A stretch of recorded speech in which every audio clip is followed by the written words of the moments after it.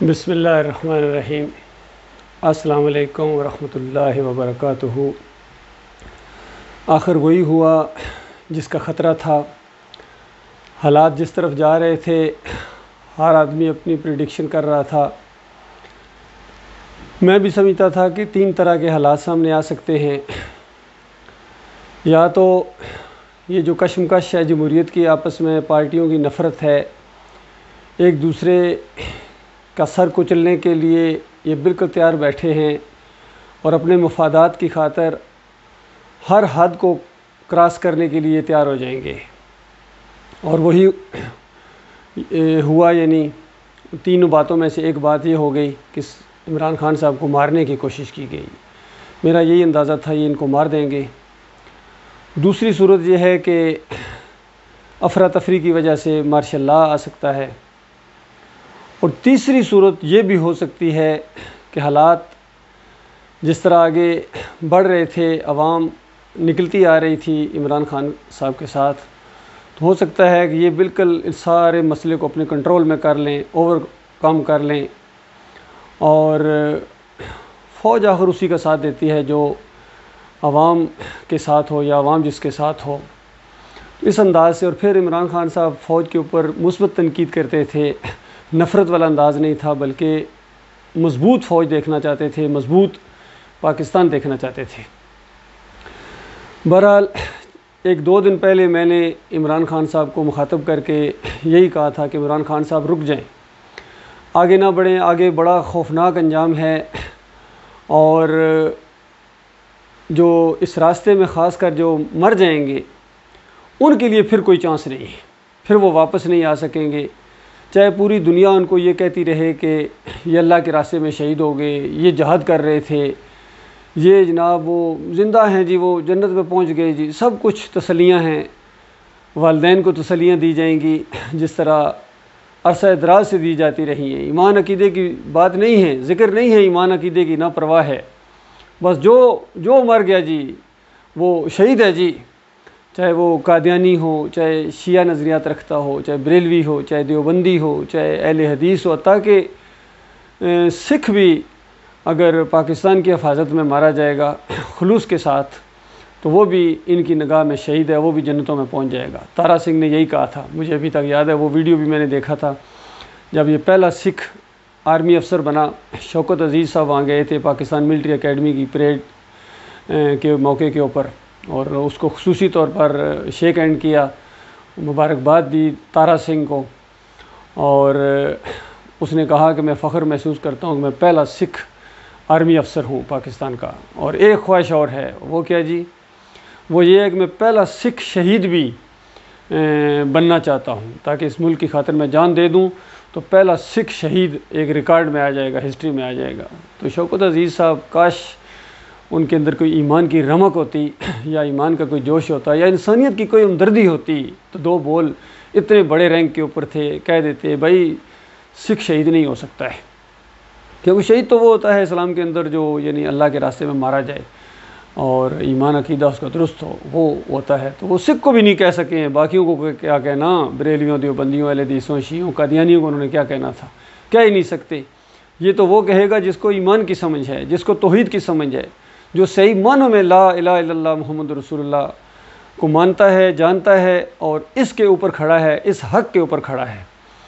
باقی لا الہ الا اللہ کا درس دینے والے اور پھر جا کے مزاروں کے سامنے سجدے کرنے والے، پھر جاہلی مدد کے پٹے باندھنے والے، بنوانے والے، پھر نظر و نیاز کھانے والے، پھر واسطے وسیلے والے، پھر رکوع اور سجدے والے، پھر جمہوریت والے، یہ اگر کہیں کہ میں تمہیں لا الہ الا اللہ کا مطلب بتاتا ہوں، تو یہ اس دور میں اس سے زیادہ کوئی دین اسلام کے ساتھ مذاق نہیں ہو سکتا ہے، اس سے زیادہ کوئی قرآن کے ساتھ مذاق نہیں ہو سکتا ہے، اس سے زیادہ کوئی نبی علیہ السلام کی دعوت اور صحابہ کرام کی ان ساری کوششوں کے اوپر یعنی صحیح پھیر دینے والی بات ہے کہ وہ اور تھے، وہ جو کسی نے کہا نا کہ وہ معزز تھے زمانے میں مسلمان ہو کر، اور تم خوار ہوئے ہو تارک قرآن ہو کر۔ یہ بات بالکل سچی ہے۔ یہ اور بات ہے کہ وہ خود اس بات کے اوپر عمل نہیں کر سکے ہیں۔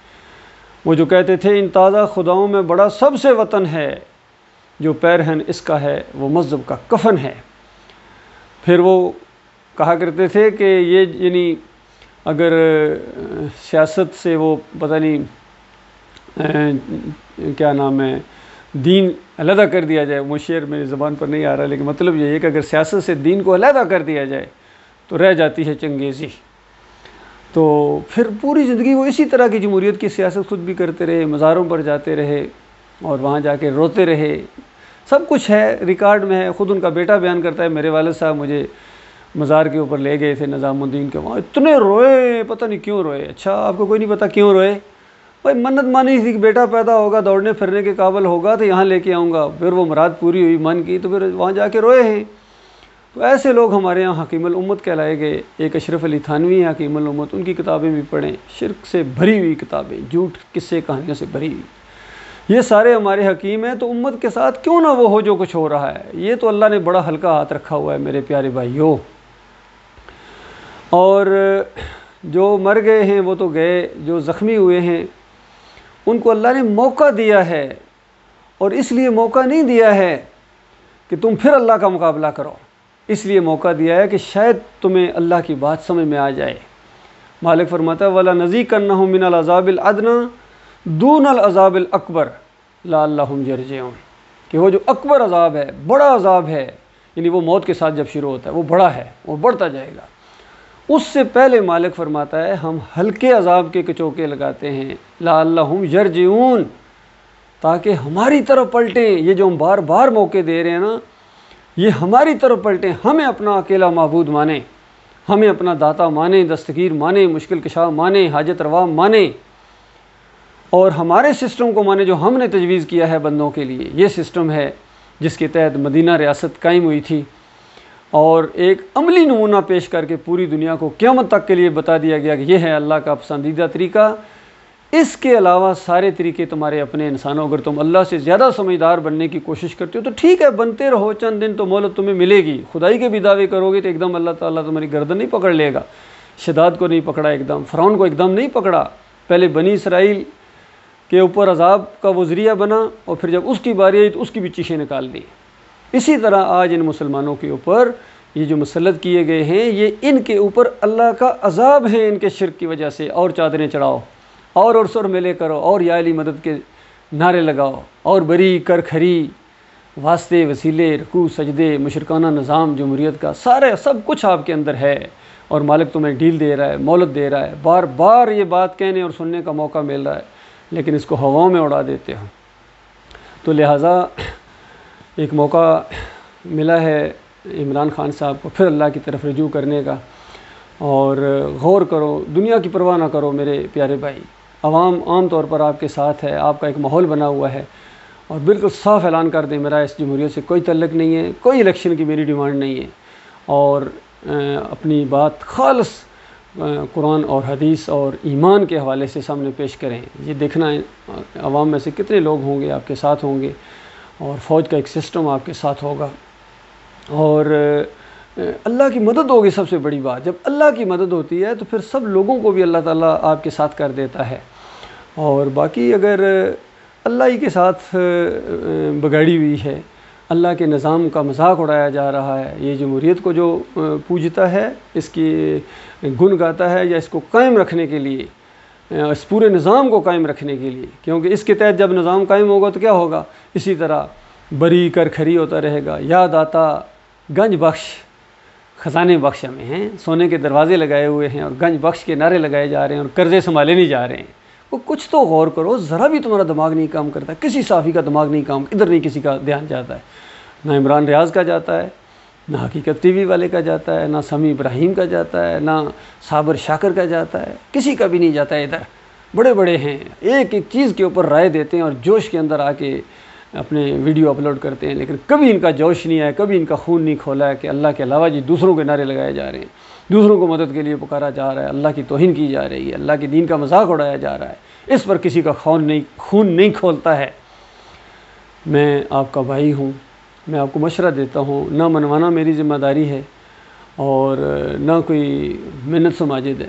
مانو گے اپنا بھلا کرو گے، نہیں مانو گے تو میں اکثر کہتا ہوں جہنم منہ کھولے تمہارا انتظار کر رہی ہے. یقین کہ جو مرتا جا رہا آگ میں، جو مرتا جا رہا آگ میں. کیوں؟ یہ اللہ نے فیصلہ کر دیا ہے، ممات یشرک باللہ شیئن دخل النار۔ یہ اللہ نے اپنے نبی کو کہا کہ اعلان کرو اس بات کو کہ جو بھی شرک کے اوپر مرے گا اور وہ آگ میں گویا داخل ہو جائے گا۔ اور قوم نوح کے بارے میں فرمایا اغرقوا فادخلوا نارا، جیسا غرق ہوئے یہاں ڈبکیاں کھائیں اور روح نکلی، فادخلوا نارا، نار کے اندر، آگ کے اندر داخل کر دیے گئے، یہ نہیں کہ کیے جائیں گے، کر دیے گئے۔ سب کے ساتھ یہی معاملہ تھا۔ وہ بھی 5 تن پاک کے پجاری تھے، پہلی مشرک قوم، 950 سال ان کے اندر دعوت دی گئی، 5 تن پاک کی پجاری۔ سورہ نوح پڑھو، نام آئے ہیں، کوئی بات میں اپنی طرف سے نہیں کہہ رہا ہوں، سورہ نوح پڑھو، نام آئے ہیں 5 اولیاء اللہ کے صالحین کے۔ اور بخاری کی روایت کے اندر عبداللہ بن عباس بیان کرتے ہیں کہ یہ جو 5 نام آئے ہیں یہ قوم نوح کے 5 صالحین تھے۔ جب وہ مر گئے لوگ ان کی قبروں کے اوپر بالکل اسی طرح وابستہ ہو گئے گویا، یعنی جس طرح آج ہماری قوم کر رہی ہے، قبر پرستی، گھمت پرستی، پیر پرستی، فرقہ پرستی، کوئی بریلوی، کوئی دیوبندی، کوئی اہل حدیث، کوئی سلفی، سارے کے سارے کسی نہ کسی طرح قبر کے ساتھ ان کا لگاؤ ہے، قبر کو پوجتے ہیں، قبروں کے اندر زندہ سمجھتے ہیں، سننے والا سمجھتے ہیں، حاضر ناظر سمجھتے ہیں۔ آپس میں فرق ہیں، کسی کے اندر زیادہ شرک ہے، کسی کے اندر کم شرک ہے، لیکن ایک شرک بھی کافی ہے آپ کی ہمیشہ کی جو آپ کی کمائی ہے ایمان عقیدے کی، اس کے اوپر پانی پھیر دینے کے لیے ایک ہی شرک کافی ہے اللہ کے بندو، ایک شرک بھی، بلکہ آدھا بھی، اس کا کونا بھی شرک کا، کیونکہ نبی علیہ السلام نے فرمایا ممات یشرک باللہ شیئن، جس کی موت آئی، اور شیئن کا لفظ ہے، شیئن انتہائی آخری بات کو کہا جاتا ہے کہ جس نے اتنا بھی شرک کیا اور اس کی موت آ گئی، وہ ہمیشہ کی آگ میں گویا چلا گیا۔ اللہ کے بندوں، میری ہمدردی ہے، مجھے ترس آتا ہے آپ کے اوپر، کتنی محنتیں کرتے ہو، کتنا زیادہ تمہیں تکلیفیں ہوتی ہیں، لیکن پھر بھی جنت نہ ملے تو کتنی بڑی بدبختی ہے۔ غور کرو، کاش یہی ساری باتیں ایمان کے لیے ہوتی، توحید کے لیے ہوتی، اس کا کوئی جلوس جا رہا ہوتا کہ ہم اس ملک کے اندر سے کسی مزار کو نہیں چھوڑیں گے، ہمارا لا الہ الا اللہ کے ہم ماننے والے ہیں کہ اللہ کے علاوہ کسی کے سامنے سجدہ نہیں ہے، کسی کے سامنے سجدہ نہیں ہے۔ وہ صاف کہہ دیتے، سیدھا کہہ دیتے اللہ کے علاوہ کوئی خدا نہیں ہے۔ بھائی کون مانتا ہے اللہ کے علاوہ کوئی خدا ہے؟ ہندو بھی نہیں مانتا ہے، مسلمان تو خیر سوالی پیدا نہیں ہوتے۔ کہو اللہ کے علاوہ کوئی داتا نہیں ہے، اللہ کے علاوہ کوئی مشکل کشا نہیں ہے۔ ہم اسلام آباد آ رہے ہیں اور سب سے پہلے آ کے بر امام کے بنیادوں کو کھیڑ دیں گے، یہ کھوٹی کھری نہیں کرتا ہے، کھوٹی کھری اللہ کرتا ہے۔ اور پہلے لاہور سے آغاز کیا تھا، پہلے یہاں سے شرک تو ختم کر کے جاتے، اس کے خلاف تو بولتے، یہاں کی شرک کی حمایت، راستے میں نعرے حیدری اور سارا کچھ جمہوریت کا گویا دفاع کرنے جا رہے ہو، بڑے بت کا دفاع کرنے جا رہے ہو اور کہتے ہو لا الہ الا اللہ۔ یار کس کو دھوکہ دے رہے ہو؟ کتنا بڑا بات ہے، کتنی بڑی بات آپ کے منہ سے نکلتی ہے۔ اب کہاں کے پڑے ہو، تمہاری دماغ ذرا کام نہیں کرتا، بڑے بڑے سیاستدان ہو، بڑے بڑے فارغ التحصیل سند یافتہ ہو، فضل الرحمان جیسے، طاہر القادری، طارق جمیل، کسی کی سمجھ میں یہ بات نہیں آتی۔ ہمارے بڑے بڑے جرنیل ہیں، زندگیاں گزار، تجربہ کار، 60-70 سال ہو گئے ہیں، تمہارے پیچھے کیا رہ گیا ہے؟ 60 سال کا تو تقریباً میں ہونے والا ہوں، پیچھے کیا رہ گیا بتاؤ؟ کتنے دن اور جیو گے؟ آخر مرنا، اور مرنے کے اوپر فیصلہ اسی ایمان عقیدے کے اوپر ہونا ہے۔ اس وقت میں یاد آؤں گا آپ کو، اس وقت میں یاد آؤں، وقت گزر چکا ہوگا۔ میں آپ کا بھائی ہوں، میں کوئی مولوی نہیں ہوں، میں پیر نہیں ہوں، میں فوجی افسر ہوں الحمدللہ، 7 پنجاب ریجمنٹ سے، میرا PA نمبر ہے 23232، اور میں یہی بات آج سے 37-38 سال پہلے میں نے یہی بات کہی تھی، 7 پنجاب ریجمنٹ کے آفیسرز کو کہا تھا، دیکھو یہ ہم جو نعرہ حیدری لگاتے ہیں، دم دم علی علی، یہ شرک نعرہ ہے، قرآن کے پہلے صفحے کا انکار ہے، اور اس میں اگر موت آ گئی تو بتاؤ جنت میں تو نہیں جاؤ گے؟ بتاؤ میرے بھائیو، اگر مجھے بات یہ معلوم ہے اور میں اپنے جوانوں کو کیا یہ بات نہ بتاتا؟ کیونکہ جو بالکل جان ہتھیلی پر رکھ کے آگے جا رہے ہیں، ہم جان دینے جا رہے ہیں، کہ ہم ان کو اتنی بات بھی نہ بتاتا کہ شرک نعرہ نہ لگانا، جنت نہیں جا سکو گے۔ تو اتنی بات جب میں نے بتائی تو اس کے بعد وہاں شور مچ گیا کہ ارشد پتہ نہیں اس کو کیا ہو گیا ہے، پتہ نہیں۔ اچھا کئی دفعہ کہتے تھے بات تو آپ کی صحیح ہے لیکن یہ فوج ہے۔ وہ اللہ کے بندو، فوج ہماری اپنی ہے، میں فوجی ہوں، فوج میری ہے، تو فوج ہے تو کیا فوجیوں سے فرشتے ڈرتے ہیں؟ فوجیوں سے اللہ ڈرتا ہے؟ ایسا تو نہیں ہے نا، معیار تو سب کے لیے ایک جیسے ہیں، لہٰذا اللہ کے اوپر ایمان لاؤ۔ یہ صاف سادہ باتیں، سارے صحابہ کرام جنگیں لڑتے تھے، نعرہ تکبیر اللہ اکبر ہوتا تھا، کبھی کسی نے یا موسیٰ مدد، یا عزیر مدد، یا ابراہیم مدد نہیں کہا، یہ تو مشرکین کہا کرتے تھے۔ یہ باتیں بھی آپ کو معلوم ہیں، پھر بھی آپ کی سمجھ میں بات نہیں آتی۔ نبی علیہ السلام نے فرمایا جب بھی مدد مانگو اللہ سے مانگو، ہانڈی کا نمک ختم ہو جائے اللہ سے مانگو، جوتی کا تسمہ ٹوٹ جائے اللہ سے مانگو، جب بھی سوال کرو اللہ سے کرو۔ کیا یہ حدیثیں موجود ہیں یا نہیں ہیں؟ کسی عالم دین سے پوچھو، خطیب سے پوچھو۔ اگر یہ باتیں نہیں ہیں تو پھر میں مجرم، اور اگر یہ باتیں ہیں اور ہیں تو اللہ کے بندو پھر غور کرو کہاں جا رہے ہو، کدھر جا رہے ہو، رک جاؤ، للہ رک جاؤ، ایمان خالص کی بات کو، اس قافلے کو ایمان خالص کا رخ دے دو میرے پیارے بھائیوں۔ پوری دنیا میں سے کوئی بھی آپ کا مقابلہ نہیں کر سکے گا، یقین کیجئے، ورنہ غلامی کبھی ختم نہیں ہوگی، حقیقی غلام رہو گے، حقیقی غلام رہو گے جب تک اس جمہوریت کے سسٹم کے اندر ہو، ان فرقوں کے اندر ہو، تم حقیقی غلام ہو۔ اور حقیقی آزادی یہ ہے، یہ لا الہ الا اللہ واقعی آزادی دیتا ہے، لیکن سمجھ کر پڑھنے والوں کے لیے، کس کو جان کے پڑھو، مان کے پڑھو، لا الہ الا اللہ محمد رسول اللہ، اللہ کے علاوہ کوئی معبود نہیں، کوئی داتا نہیں، کوئی دستگیر نہیں، کوئی مشکل کشا نہیں، کوئی واسطے وسیلے کے لائق نہیں، کوئی رکوع اور سجدے کے لائق نہیں ہے، اور کوئی توکل اور بھروسے کے لائق نہیں ہے۔ اس کے علاوہ کسی اور کا دیا ہوا نظام نہیں چلے گا، جمہوریت نہیں چلے گی۔ کیوں؟ لا الہ الا اللہ محمد رسول اللہ، محمد صلی اللہ علیہ وسلم اللہ کے آخری رسول ہیں، خاتم النبیین ہیں، ان کا دیا ہوا جو بھی طریقہ ہے وہی ہے، چاہے کپڑوں کی تراش خراش کا معاملہ ہو، داڑھی کے بڑھانے کا معاملہ ہو، ٹخنوں کے ننگے کرنے کا معاملہ ہو، ٹوپی کا معاملہ ہو، صلح کے معاملات ہوں، جنگ کے قوانین ہوں، جو کچھ ہوگا ان کے بتائے ہوئے طریقے کے مطابق ہوگا، خالص اللہ کی رضا کے لیے۔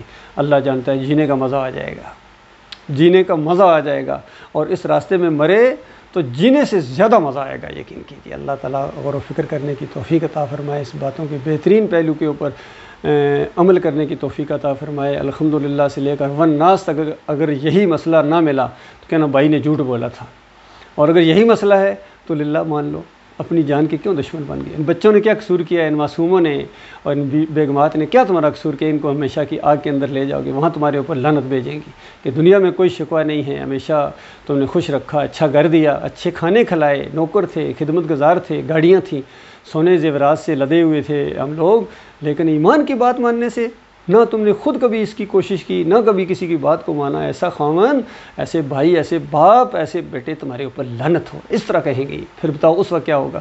واپس تو نہیں آ سکو گے، یو ٹرن نہیں ہے، یہ ایک موقع ہے، اگر یہ ایک موقع ہاتھ سے نکل گیا پھر دوبارہ کبھی موقع نہیں آئے گا۔ اللہ تعالیٰ غور و فکر کرنے کی توفیق عطا فرمائے۔ یہی پیغام ہے میرا پورے پاکستانیوں کو، پورے مسلمانوں کو، آئندہ اپنی نسلوں کو، اور آنے والی جو نسلیں ہیں انسانیت کی، ان کے لیے بھی یہی پیغام ہے کہ جب کبھی تبدیلی آئے گی، مثبت تبدیلی آئے گی، وہ اسی ایمان خالص سے آئے گی، رد شرک سے آئے گی، طاغوت کی نشاندہی سے آئے گی۔ طاغوت کی نشاندہی یہ ہوتی ہے کہ جس نے بھی دین کو بگاڑا ہے اس کا نام لیا جائے، نام لے کے اس کے باپ کا بھی نام لیا جائے اگر جانتے ہو تو، اور اس کے بعد لوگوں کو بتایا جائے۔ جس طرح ابھی دیکھیں، جس طرح یہ کہتے ہیں بھی وہ 3 نام لیے انہوں نے، بھئی یہ ہیں میرے اصل مجرم، یہ ہیں، تو نام لینے پڑتے ہیں۔ اگر کوئی بندہ کہ نہیں میں نام نہیں لیتا ہوں، بہرحال وہ ہیں یا نہیں وہ علیحدہ بات ہے، لیکن نام لینے پڑتے ہیں۔ اسی طرح میرے ان ویڈیوز کے اندر آپ کو ملے گا ایمان کو بگاڑنے والوں کے میں نے نام لیے ہیں، انگلی رکھ کے لیے ہیں، اور ان کی کتابوں کے حوالوں سے لیے ہیں۔ یہ دیکھو یہ ہیں، انہوں نے شرک پھیلایا ہے، یہ شرک کے دائی بنے ہیں، ان کے پیچھے نہ چلو، یہ تمہیں جہنم کا ایندھن بنا دیں گے۔ تو اس انداز سے یہ میرا چینل ہے، اس کو آپ غور سے سنیے، تحمل کے ساتھ۔ ہر بات کو میں نے ایمان خالص کی عینک سے دیکھا ہے، اور میں اسی نتیجے پر پہنچا ہوں کہ یہ قوم، اس کی عظیم اکثریت مسلمانوں کی شرک کے اندر مبتلا ہوگی، اور یہ اللہ کے عذاب کے کوڑے کے اندر پسی جا رہی ہے، اور کوڑا رکنے کا نام نہیں لے رہا ہے۔ ہر سال دوسرے سال نئے سے نیا مصیبت تمہارے اوپر آتی ہے۔ اللہ کے بندو کب واپس لوٹو گے؟ اور ایمان میں شرک کی وجہ سے تمہارے اعمال برباد ہیں، بھائیو واپس لوٹو۔